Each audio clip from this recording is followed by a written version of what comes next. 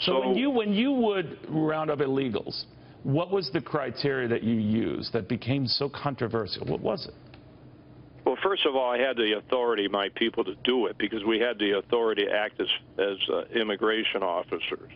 Number two, there was certain criteria. We didn't go around stopping people because of their color. We stopped them on a violation of law, and pursuant to that, if they're here illegally, and the Supreme Court says today that you can do that, stop people and ask where they're from.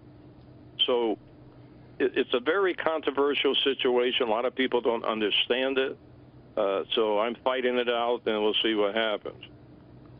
All right, that was former Maricopa County Sheriff Joe Arpaio telling us that he opted not to go to Donald Trump's speech last night. No one told him not to go, but he just didn't want to add a distraction for the president. Nevertheless, the president did mention Arpaio's name a few times, even hinting that maybe a pardon could be in the works. That's some very good news down the road.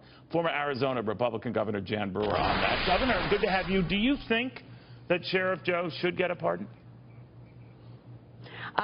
That's not for me to decide, Neil. I believe that every president was elected, and that along with that comes the privilege of pardoning whomever you want.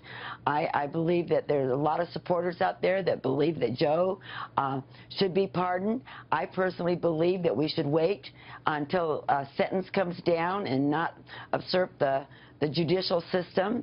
What is he going to pardon him from until he's sentenced? And what's a couple more weeks to wait on that?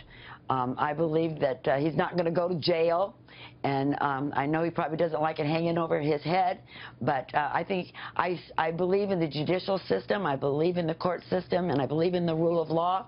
And I think that he should be sentenced first, and then the president gets to decide what it is that he wants to do. Just like all the prior presidents, President Obama, President Bush. I mean, that's what they do. They pardon people. They usually pardon after the fact. That are convicted. Right about that. But let me ask you that. We already have a charge he's facing here, and a judge has to decide whether it warrants the traditional 6-month jail time that comes with it, that is being in criminal contempt of a court.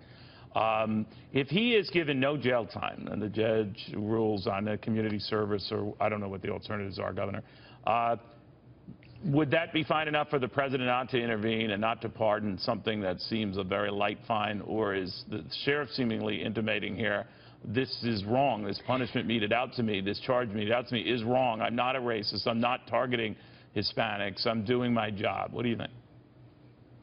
Well, I believe that anybody that has that kind of power, as we do as governors, I never pardoned anybody when I was governor, but it's up to the person that has that power, and it's up to the President of the United States to make that determination. Would you do it? If you had that power to decide his fate, would you pardon him? That's a hypothetical for me to answer. It makes it really difficult because I wasn't in the courtroom.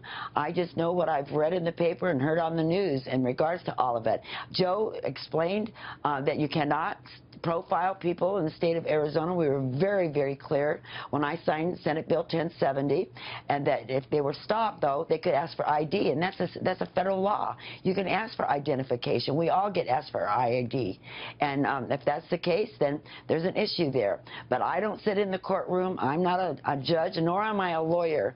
I just know from my legal advisors what I was told, and I follow the law. Now, a lot of people are focusing on the president, not only what he said about the Sheriff Joe, the governor, but he singled out your two senators, never naming them, McCain or Jeff Flake, but expressing frustration with them. What did you think of that? Well, coming from Arizona and knowing personally both of my United States senators, it's difficult to hear. They're duly elected officials. You go in there and you go into a body like Congress and you go with your vote. That's the only thing that you have. And the art of making policy and moving America forward is the art of compromise. Everybody needs to sit down and they need to determine what they can give up. And yeah, but the president doesn't like what Jeff Flake is doing and seems to want to run a primary challenge to the guy. Is he hurting the party? That is the president advocating that. It's very disruptful, I think, because it doesn't really serve us right now. He needs to get along with those people in Congress. You know, the majority of the American people on both sides of the aisle, they want things like tax reform, infrastructure, our border secured. Those are the important things that people are concerned about right now. And you're not going to get any of that unless you make peace with Congress. Senator Flake is going to be there for another year and a half. Let's get this all behind us and move forward. No, I hear what you're saying. I didn't mean to jump on you like that. Governor, thank you very, very much. Good seeing you again. Thank you so much, Neil.